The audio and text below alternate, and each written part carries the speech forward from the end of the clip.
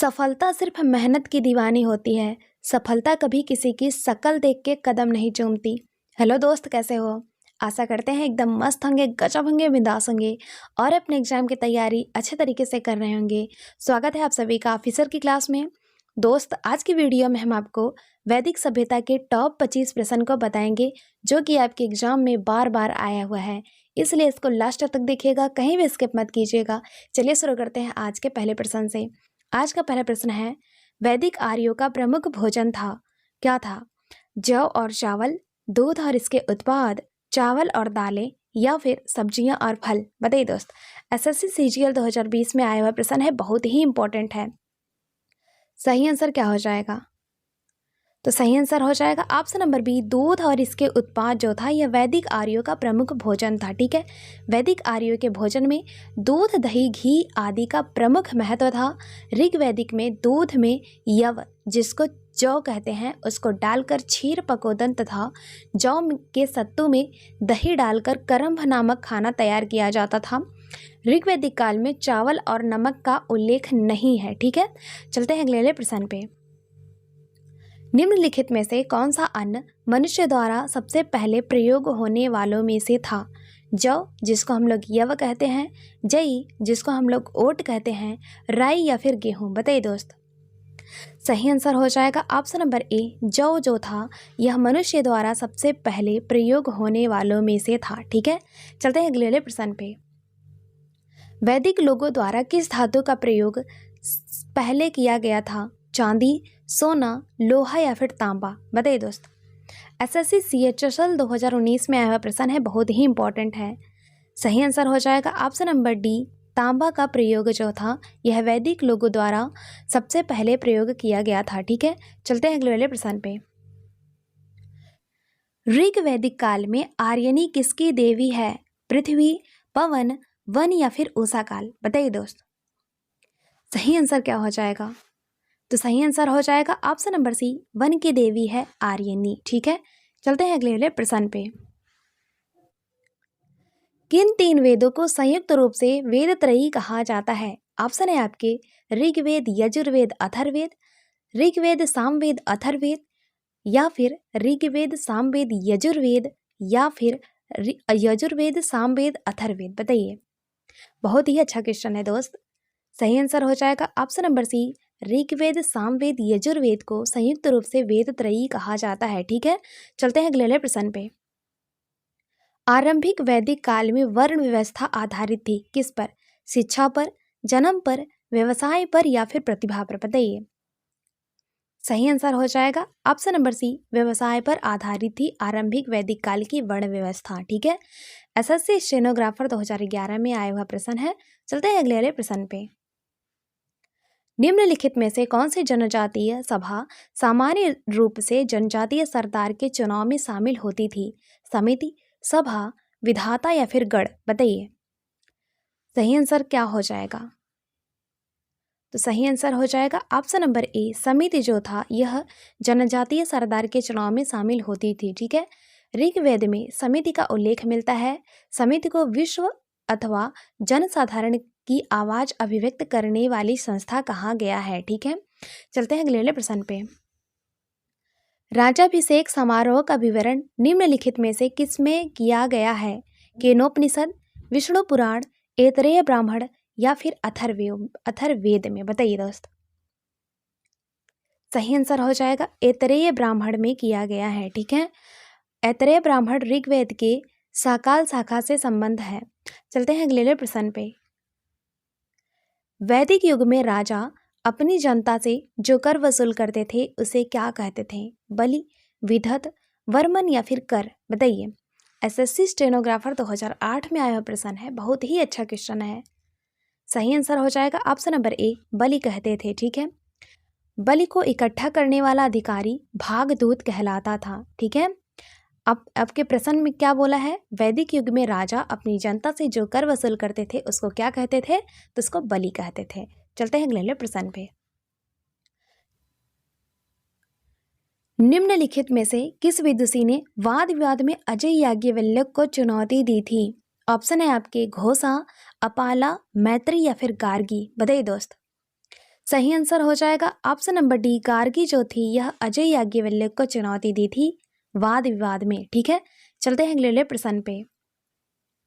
निम्नलिखित में से किस नदी को वैदिक काल में परुशनी के नाम से जाना जाता था? सतलज, चिनाब, व्यास या फिर रावी? बताइए। एसएससी सीजीएल 2020 में आया हुआ प्रश्न है, बहुत ही इंपॉर्टेंट है। सही आंसर हो जाएगा ऑप्शन नंबर डी, रावी नदी को परुशनी के नाम से जाना जाता था। ठीक है, दसराग युद्ध जो है 10 राजाओं का युद्ध परुशनी नदी के तट पर लड़ा गया था, जिसमें राजा सुदास विजयी हुए थे। ठीक है, चलते हैं अगले प्रश्न पे। भारत के राष्ट्रीय प्रतीक पर उल्लेखित सत्यमेव जयते किस उपनिषद से लिए गए हैं? प्रश्नोपनिषद, कठोपनिषद, मुंडकोपनिषद या फिर इनमें से कोई नहीं? बताइए दोस्त। एसएससी सीजीएल 2019 में आया प्रश्न है और ये तो आप लोगों को पता होना चाहिए। तो सही आंसर हो जाएगा ऑप्शन नंबर सी, मुंडकोपनिषद से लिए गए हैं। ठीक है, इसी उपनिषद में यज्ञ की तुलना फूटी नाव से की गई है। ठीक है, चलते हैं अगले प्रश्न पे। प्राचीन भारत में निम्नलिखित में से किस विवाह को विधि सम्मत नहीं माना जाता था? बताइए। दैव विवाह, गंधर्व विवाह, ब्रह्म विवाह या फिर इनमें से कोई नहीं? बताइए। सही आंसर हो जाएगा ऑप्शन नंबर बी, गंधर्व विवाह को विधि सम्मत नहीं माना जाता था। ठीक है, देखिए हिंदू धर्म में विवाह को 16 संस्कारों में से एक संस्कार माना गया है। प्राचीन भारत में विवाह के 8 प्रकार बताए गए हैं। पहला है ब्रह्म समाज, दूसरा है दैव विवाह, तीसरा आर्ष विवाह, चौथा प्रजापत्य विवाह, पांचवा है गंधर्व विवाह, छठा है असुर विवाह, सातवां है राक्षस विवाह और आठवां है पैचास विवाह। ठीक है, इन विवाहों में ब्रह्म विवाह, दैव विवाह, आर्ष विवाह और प्रजापत्य विवाह को विधि सम्मत माना गया है। ठीक है, और 4 जो मतलब अगले 4 हैं कौन कौन से? गंधर्व विवाह, असुर विवाह, राक्षस विवाह और पैशाच विवाह को विधि सम्मत नहीं माना गया है। ठीक है, तो इसका आंसर क्या हो जाएगा सही? गंधर्व विवाह जो है यह विधि सम्मत नहीं माना गया है। ठीक है, चलते हैं अगले प्रश्न पे। समझ में आ रहा है ना दोस्त? चलिए, वेदांगों के संदर्भ में निम्नलिखित शब्दों में से कौन सा शब्द अनुष्ठान को दर्शाता है? छंद, व्याकरण, शिक्षा या फिर कल्प? बताइए दोस्त। एसएससी सीएचएसएल 2018 में आया हुआ प्रश्न है, बहुत ही इंपॉर्टेंट है। सही आंसर क्या हो जाएगा? सही आंसर हो जाएगा ऑप्शन नंबर डी, कल्प। ठीक है, चलते हैं अगले प्रश्न पे। आर्य शब्द का शाब्दिक अर्थ है क्या है? वीर या योद्धा, श्रेष्ठ या कुलीन, यज्ञकर्ता या पुरोहित या फिर विद्वान? बताइए दोस्त। सही आंसर हो जाएगा ऑप्शन नंबर बी, श्रेष्ठ या कुलीन आर्य शब्द का शाब्दिक अर्थ है। ठीक है, चलते हैं अगले प्रश्न पे। भारतीय संगीत का आदि ग्रंथ कहा जाता है? किसको? ऋग्वेद को, उपनिषद को, यजुर्वेद को या फिर सामवेद को? बताइए। सही आंसर हो जाएगा ऑप्शन नंबर डी, सामवेद को कहा जाता है भारतीय संगीत का आदि ग्रंथ। ठीक है, इस वेद में मुख्यतः यज्ञों के अवसर पर गाए जाने वाले ऋचाओं यानी कि मंत्रों का संकलन मिलता है। ठीक है, चलते हैं अगले प्रश्न पे। पुराणों की संख्या कितनी है? 18, 19, 20 या फिर 21? बताइए।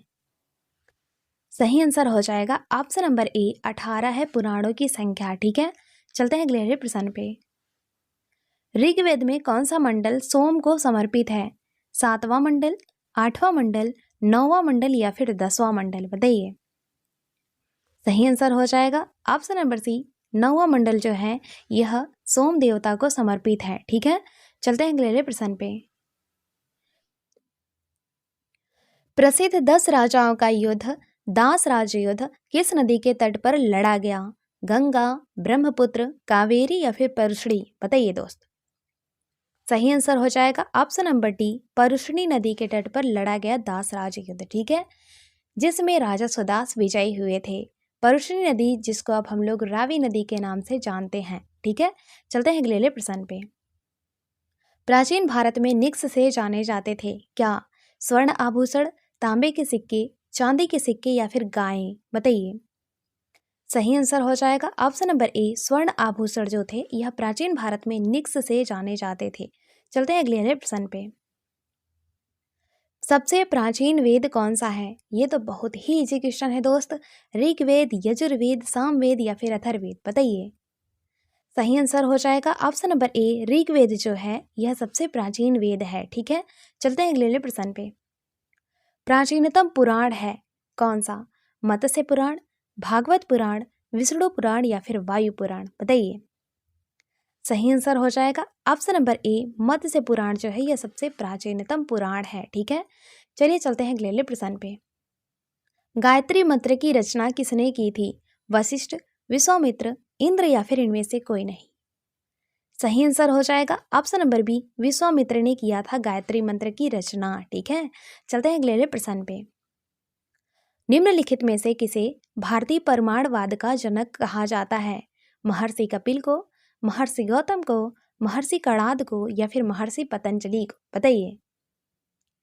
सही आंसर हो जाएगा ऑप्शन नंबर सी, महर्षि कणाद को भारतीय परमाणुवाद का जनक कहा जाता है। ठीक है, चलते हैं अगले प्रश्न पे, जो कि आपका लास्ट क्वेश्चन है दोस्त। ऋग्वेद में कितने सूक्त हैं? 1017, 1020, 1028 या फिर 1128, बताइए। सही आंसर हो जाएगा ऑप्शन नंबर सी, 1028 सूक्त हैं ऋग्वेद में। ठीक है दोस्त, हमने आपको टोटल 25 प्रश्न कराए। ये प्रश्न आपके लिए बहुत ही इंपॉर्टेंट है, तो बताइएगा जरूर कि ये वीडियो आपको कैसा लगा। अगर अच्छा लगा होगा तो लाइक कर दीजिएगा, शेयर कर दीजिएगा और सब्सक्राइब भी कर लीजिएगा जितने लोग नए हैं। ठीक है, और दोस्त आप हमसे इतना देर तक जुड़े रहे उसके लिए तहे दिल से थैंक यू, धन्यवाद यार। मिलते हैं अगले वाले वीडियो में, तब तक के लिए जय हिंद, जय भारत।